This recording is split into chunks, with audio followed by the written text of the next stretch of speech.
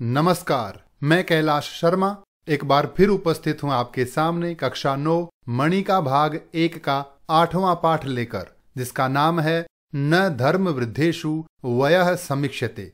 इस वीडियो में हम इस पाठ के अभ्यास कार्य के विषय में चर्चा करेंगे। तो चलिए बढ़ते हैं पहले प्रश्न की ओर। पहला प्रश्न है, अधोलिखित प्रश्नानाम उत्तरम एक पदेन लिखत। नीचे दिए गए प्रश्नों के उत्तर एक शब्द में लिखिए। मित्रैः सह क्रीडित्वा कः गृहं प्रत्यावृतः। मित्रों के साथ खेलकर कौन घर लौटा? तो कौन लौटा था? अष्टावक्रः यानी अष्टावक्र। अष्टावक्रस्य पिता किमर्थम राजसभाम गतः आसीत्। अष्टावक्र के पिता राजसभा में क्यों गए थे? किस लिए गए थे? शास्त्रार्थाय यानी शास्त्रार्थ के लिए।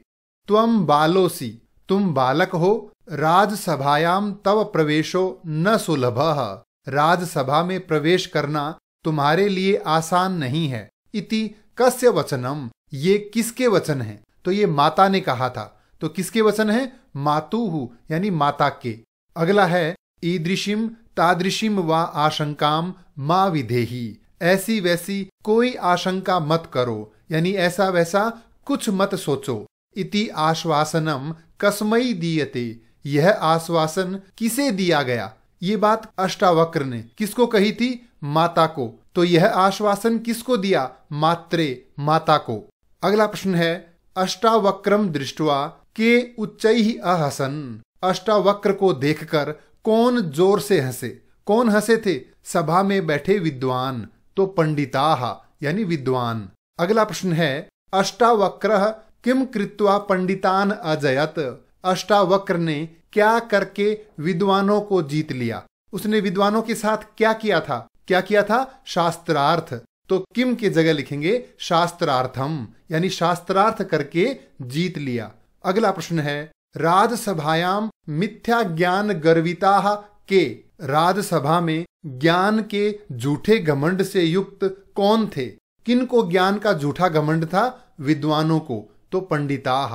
अगला है, अष्टावक्रः कस्य विषये कथयति। अष्टावक्र किसके विषय में कहता है?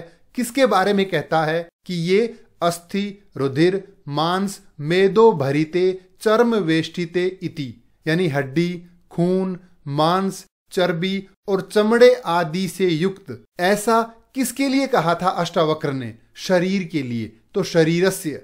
अगला है, यदि नदी वक्रा किम तस्याः जलमपि वक्रम इति केन पृष्टम। यदि नदी टेढ़ी है तो क्या उसका जल यानी पानी भी टेढ़ा होगा? यह किसके द्वारा पूछा गया? तो अष्टावक्रेण, अष्टावक्र के द्वारा। अगला है, किम वस्तु वंश परंपरा प्राप्तम। कौन सी वस्तु वंश परंपरा से प्राप्त हुई है? तो राजा को कौन सी वस्तु मिली थी? राज्यम, राज्य। दूसरा प्रश्न है, पूर्ण वाक्येन संस्कृत भाषया उत्तरता। नीचे दिए गए प्रश्नों के उत्तर संस्कृत भाषा में और पूर्ण वाक्य में दीजिए। मातुः चिंताम ज्ञात्वा कः राजसभाम गंतुम उद्यतः आसीत। माता की चिंता को जानकर कौन राजसभा में जाने के लिए तैयार था? कौन जाना चाहता था राजसभा में? तो उत्तर है, मातुः चिंताम ज्ञात्वा अष्टावक्रः राजसभाम गंतुम उद्यतः आसीत। माता की चिंता को जानकर अष्टावक्र राजसभा में जाने के लिए तैयार था। राजसभायाम कस्यः उपहासः अभवत। राजसभा में किसका उपहास हुआ? किसका मजाक उड़ाया गया? राजसभायाम अष्टावक्रस्य उपहासः अभवत। राजसभा में अष्टावक्र का उपहास हुआ। उसके टेढ़े शरीर को देखकर लोग उन पे हंसने लगे। अगला है, राजा जनकः अष्टावक्राय किम अयच्छत। राजा जनक ने अष्टावक्र को क्या दिया? क्या दिया था? अपना मन। तो उत्तर है, राजा जनकः अष्टावक्राय स्वमनः अयच्छत। राजा जनक ने अष्टावक्र को अपना मन दिया था। प्रश्न 2 में आगे दिया है, मनसः किम कार्यम। मन का क्या कार्य है? संकल्प विकल्पऊ, संकल्प विकल्प करना, यानी ऊहापोह, तर्क वितर्क, सोच विचार करना मनसः कार्यम, मन का कार्य है। राजा जनकः कस्य पादयोः पतति किमर्थम च। राजा जनक किसके पैरों में गिरता है और क्यों गिरता है? तो किसके पैरों में गिरा था? अष्टावक्र के। और किमर्थम यानी क्यों गिरा था? ज्ञान प्राप्त करने के लिए। तो हम लिखेंगे राजा जनकः ज्ञान प्राप्त्यर्थम अष्टावक्रस्य पादयोः पतति। राजा जनक ज्ञान प्राप्त करने के लिए अष्टावक्र के पैरों में गिरते हैं। अगला प्रश्न है एतादृशाम प्रश्नानाम निर्माणम कुरुत। ऐसे प्रश्नों का निर्माण कीजिए येषाम उत्तराणि जिनके उत्तर अधोलिखित वाक्येषु स्युः जिनके उत्तर नीचे लिखे वाक्यों जैसे हों। यथा जैसे एक उदाहरण दिया है अष्टावक्रः जननीम अपृच्छत। अष्टावक्र ने अपनी माता से पूछा माता क्व आस्ते मम पिता, मेरे पिता कहाँ हैं? तो इसका प्रश्न निर्माण किया है अष्टावक्रः जननीम किम अपृच्छत। अष्टावक्र ने माता से क्या पूछा? इसी तरह से एक उदाहरण और दिया है अष्टावक्रस्य पिता जनकस्य सभायाम विद्वद्भिः सह शास्त्रार्थम गतः आसीत्। अष्टावक्र के पिता राजा जनक की सभा में विद्वानों के साथ शास्त्रार्थ करने गए थे। तो इसका प्रश्न बनाया है अष्टावक्रस्य पिता जनकस्य सभायाम कैः सह किन के साथ शास्त्रार्थम गतः आसीत् शास्त्रार्थ करने के लिए गए थे। तो हमें दोनों ही तरीके के प्रश्न बनाने हैं। पहला प्रश्न है अष्टावक्रः प्रत्यवदत। अष्टावक्र ने उत्तर दिया जननी अलम चिंतया, हे मां चिंता मत करो। तो अगर हम इस वाक्यांश के आधार पर बनाएं तो हम लिख सकते हैं अष्टावक्रः किम प्रत्यवदत। अष्टावक्र ने क्या उत्तर दिया। और यदि हम अष्टावक्र इस शब्द के आधार पर बनाएं कि जैसे हे मां तुम चिंता मत करो यह किसने कहा, तो अष्टावक्र के स्थान पे क्या लिखेंगे? कह। तो उत्तर होगा जननी अलम चिंतया, हे मां चिंता मत करो, इति कह प्रत्यवदत, ऐसा किसने कहा। हम दोनों में से कोई एक बना सकते हैं। अगला है राजसभायाम बालकस्य वक्र देहस्य उपहासोपि संभाव्यते। राजसभा में बालक के टेढ़े शरीर का उपहास भी हो सकता है। तो इसमें बालकस्य इसको आधार मानकर प्रश्न बनाएं तो राजसभायाम कस्य वक्र देहस्य उपहासोपि संभाव्यते। राजसभा में किसके वक्र शरीर का, किसके टेढ़े शरीर का उपहास हो सकता है, ये बनेगा। और अगर हम राजसभायाम राजसभा में इस आधार पे बनाएं तो हम लिख सकते हैं कुत्र बालकस्य वक्र देहस्य उपहासोपि संभाव्यते। बालक के टेढ़े शरीर का उपहास कहाँ हो सकता है, कहाँ संभव है। दोनों में से हम कोई एक बना सकते हैं। अगला है अष्टावक्रः पितरम आदाय क्षिप्रम आगमिष्यति। अष्टावक्र पिता को लेकर जल्दी आएगा। तो किसको लेकर आएगा? पिता को। प्रश्न बनेगा अष्टावक्रः कम आदाय क्षिप्रम आगमिष्यति। अष्टावक्र किसको लेकर जल्दी आएगा। आगे बढ़ते हैं। मात्रा अनुज्ञातः सह राजसभाम गतः। माता से अनुमति प्राप्त वह राजसभा में गया। तो किससे अनुमति लिए हुए? मात्रा, माता के द्वारा। तो हम प्रश्न बनाएंगे कया अनुज्ञातः सह राजसभाम गतः। किससे अनुमति प्राप्त वह राजसभा में गया। अगला है पंडितानाम चेष्टितम दृष्ट्वा अष्टावक्रः हसितुम आरभत। विद्वानों की चेष्टा यानी विद्वानों की हरकत देखकर अष्टावक्र हंसना शुरू करता है। तो इसमें पंडितानाम चेष्टितम, विद्वानों की चेष्टा को, इसके स्थान पे हम लिखें किसको देखकर या क्या देखकर। तो प्रश्न बनेगा किम दृष्ट्वा अष्टावक्रः हसितुम आरभत। क्या देखकर अष्टावक्र ने हंसना शुरू किया। अगला है राज्ञा हास्य कारणम पृष्टम। राजा के द्वारा हंसने का कारण पूछा गया। तो प्रश्न बना सकते हैं राज्ञा किम पृष्टम। राजा के द्वारा क्या पूछा गया। और अगर हम राज्ञा इस शब्द के आधार पे प्रश्न बनाएं तो लिख सकते हैं केन हास्य कारणम पृष्टम। किसके द्वारा हंसने का कारण पूछा गया। अगला है अष्टावक्रः मिथ्या ज्ञान गर्वितान दृष्ट्वा हसति। अष्टावक्र ज्ञान के झूठे घमंड वाले लोगों को देखकर हंसता है। तो किन को देखकर हंसता है? तो प्रश्न बनेगा अष्टावक्रः कान दृष्ट्वा हसति। अष्टावक्र किनको देखकर हंसता है? अगला है राजर्षि जनकः आत्मानं धन्यम मन्यते। राजर्षि जनक अपने आप को धन्य मानता है। तो प्रश्न बनाएंगे राजर्षि जनकः कम धन्यम मन्यते। राजा जनक किसको धन्य मानते हैं? इसमें कई तरीके के प्रश्न बन सकते हैं। जैसे कौन अपने आप को धन्य मानता है, तो कह आत्मानं धन्यम मन्यते। या राजा जनक अपने आप को क्या मानते हैं, तो राजर्षि जनकः आत्मानं किम मन्यते। इस तरह से हम कोई भी एक बना सकते हैं। अगला प्रश्न है अधोलिखित प्रश्नानाम यथा निर्देशम उत्तरतः। नीचे दिए गए प्रश्नों के उत्तर निर्देश के अनुसार दीजिए। जैसे बालः अष्टावक्रः मित्रैः सह क्रीडित्वा गृहं प्रत्यावृतः। बालक अष्टावक्र मित्रों के साथ खेलकर घर लौट आया। अस्मिन् वाक्ये, इस वाक्य में अष्टावक्रः इति कर्तरी पदस्य किम क्रियापदम प्रयुक्तम। अष्टावक्र के लिए कौन सी क्रिया आई है, यानी अष्टावक्र ने क्या काम किया? तो अष्टावक्र खेल के घर आया, तो मुख्य क्रिया क्या है? प्रत्यावृतः, लौट आया। अगला है तम हसंतम विलोक्य सर्वे सभा स्थिताः विद्वांसः स्तब्धाः अभवन्। उसे हंसता हुआ देखकर सभा में बैठे हुए सभी विद्वान स्तब्ध हो गए, चकित हो गए, चौंक गए। अस्मात् वाक्यात् स्तब्धाः इति पदस्य विशेष्य पदम चिनुत।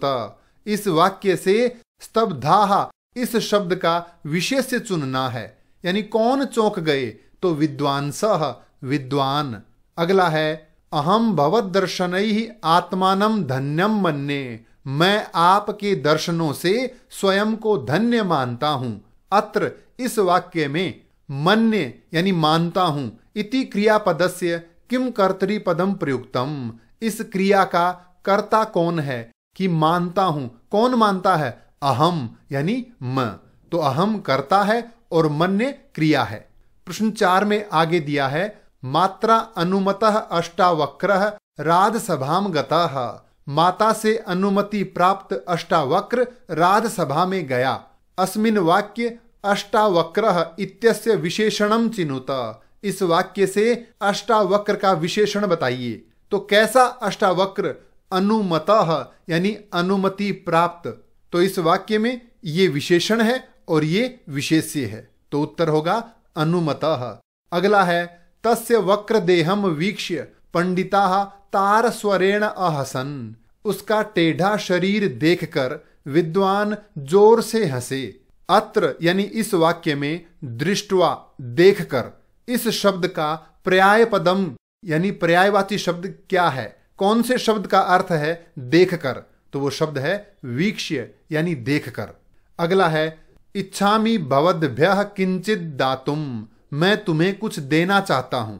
अस्मिन् वाक्य स्वीकर्तुम इति पदस्य किम विलोम पदम प्रयुक्तम। स्वीकर्तुम यानी लेना और विलोम क्या होगा? देना। तो विलोम क्या है? दातुम यानी देना चाहता हूं। अगला प्रश्न है अधोलिखित वाक्यानि कथाक्रमानुसारम पुस्तिकायाम लिखत। नीचे दिए गए वाक्यों को कथाक्रम के अनुसार लिखें, यानी इस कहानी में कौन सी घटना पहले होती है, फिर कौन सी होती है, उसके बाद कौन सी। इस प्रकार दिए गए इन वाक्यों को सही क्रम में लिखना है। तो आगे बढ़ते हैं। हम इस प्रश्न के उत्तर के विषय में चर्चा करेंगे कि पहले कौन सी घटना घटी। सबसे पहले अष्टावक्र के पिता राजा जनक की सभा में शास्त्रार्थ के लिए गए हैं। उसके बाद क्या हुआ? अष्टावक्र अपनी माता से पूछते हैं कि मेरे पिता कहाँ हैं। इसके बाद माता से अनुमति लेकर अष्टावक्र राजसभा में जाते हैं। इसके बाद वहां के विद्वान लोग उसका टेढ़ा शरीर देखकर हंसते हैं। पंडितों की इस चेष्टा को देखकर अष्टावक्र भी जोर जोर से हंसने लगते हैं। इसके बाद क्या होता है? राजा जनक अष्टावक्र से पूछते हैं कि तुम क्यों हंस रहे हो। इसके बाद अष्टावक्र कहता है कि ये मेरे टेढ़े शरीर को देखकर हंस रहे हैं और मैं इनकी मूर्खता को देख के हंसता हूं। इसके बाद क्या होता है? अष्टावक्र प्रश्न करता है कि राजा, अगर शरीर टेढ़ा है तो क्या मेरी आत्मा भी टेढ़ी होगी? इस पे क्या होता है? अष्टावक्र के शास्त्र पांडित्य को, शास्त्रों की विद्वता को देखकर सभी प्रभावित होते हैं। तो जनक भी प्रभावित होता है और जनक प्रभावित होके अष्टावक्र को कुछ देना चाहता है। इसके बाद अष्टावक्र को क्या देते हैं राजा जनक? राजा जनक अपना मन अष्टावक्र को देते हैं और अंत में राजा जनक पराजित होकर उनसे हार मान के अष्टावक्र को श्रेष्ठ विद्वान मान के उनके चरणों में गिर जाते हैं। यह है कथा का सही क्रम। अगला प्रश्न है, समुचितम पर्याय पदम पाठात अन्विष्य लिखत। दिए गए शब्दों के सही पर्याय शब्द पाठ से चुनकर लिखने हैं। ऐसे पर्यायवाची लिखने हैं जो पाठ में आए हों। पहला है कुत्र यानी कहां, तो इसका पर्यायवाची क्या आया है? क्व। दोनों का अर्थ है कहां। विस्मिताः स्तब्धाः यानी अचंभित। विलोक्य वीक्ष्य यानी देखकर। समीपात सकाशात यानी पास से। अधुना इदानीम दोनों का अर्थ है अब, इस समय। अगला प्रश्न है, उचित विपरीत पदम चित्वा लिखत। दिए गए शब्दों के सही विलोम शब्द इन शब्दों में से देखकर लिखने हैं। पहला है सुलभः, आसानी से प्राप्त, तो विलोम क्या होगा? दुर्लभः, कठिनाई से प्राप्त। क्षिप्रम यानी जल्दी, तो शनैः यानी धीरे। अर्पय दे दीजिए, गृहाण ले लीजिए। प्रविश्य प्रवेश करके, निर्गत्य निकल करके। लौकिकम इस लोक से संबंधित, अलौकिकम दूसरे लोक से यानी इस लोक से संबंधित न हो वो अलौकिकम। तो इस प्रकार हमने इन शब्दों को आपस में मिला दिया है। अंतिम प्रश्न है, अधोलिखितानाम वाक्यानाम पूर्ति ही उचितैः विशेषणैः कुरुत।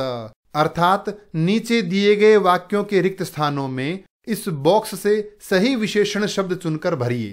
पहला है अष्टावक्रः सर्वशास्त्र पारंगतः आसीत। अष्टावक्र सभी शास्त्रों में पारंगत था, यानी अष्टावक्र को सभी शास्त्रों का ज्ञान था। दूसरा है अहो बालस्य ईदृशी निपुणता। ओहो बालक की ऐसी निपुणता, ऐसा ज्ञान। अगला है एतद् धनम भवदीयम नास्ति। यह धन तुम्हारा नहीं है। चौथा है ये मिथ्या ज्ञान गर्विताः ते सम्मानम न लभन्ते। जो लोग ज्ञान का झूठा घमंड करने वाले होते हैं वे सम्मान प्राप्त नहीं करते, यानी उनका सम्मान नहीं होता।